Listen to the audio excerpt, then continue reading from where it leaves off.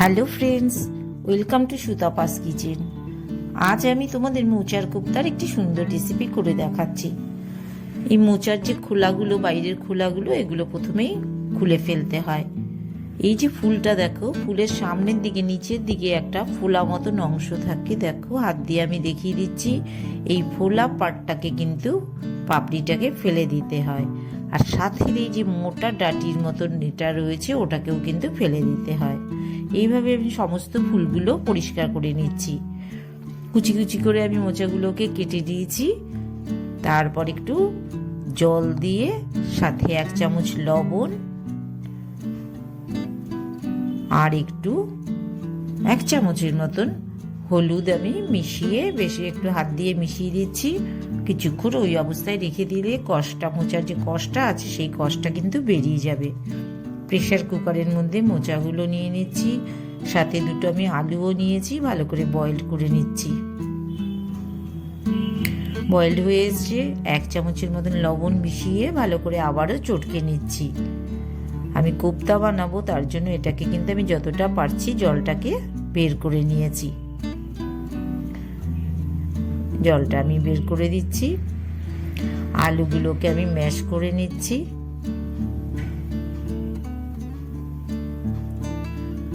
এই মোচার সাথে আলুটা মিশিয়ে দিলাম।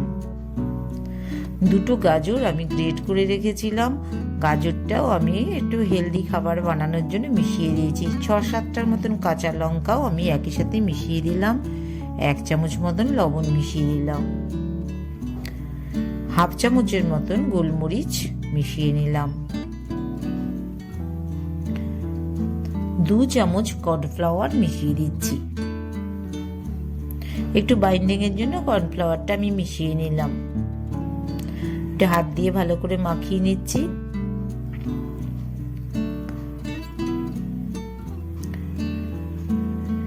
একটু আমচুর পাউডার মিশিয়ে দিলাম।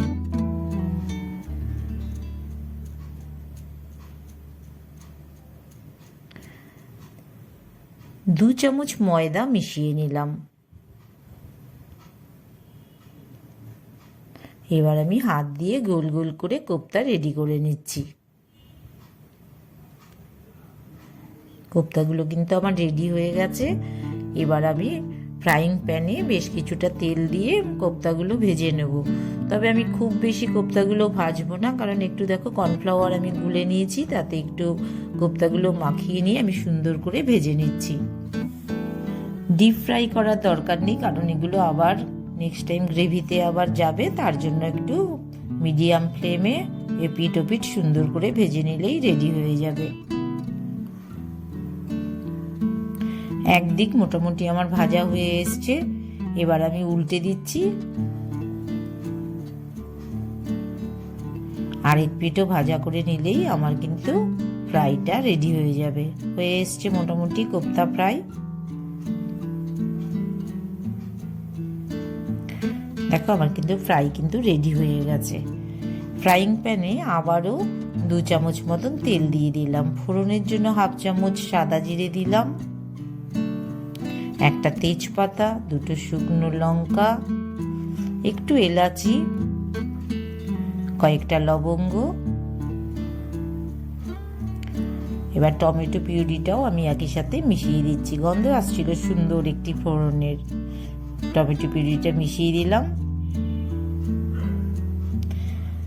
আদা আর কাঁচা লঙ্কা আমি একটু পেস্ট করে নিয়েছি, ওটাও মিশিয়ে দিলাম।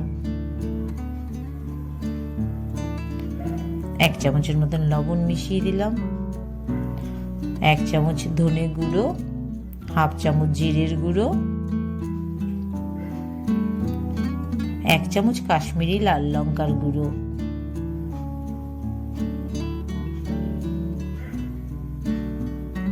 অল্প অল্প করে জল দিয়ে কিন্তু আমি গ্রেভিটা রেডি করে নিচ্ছি।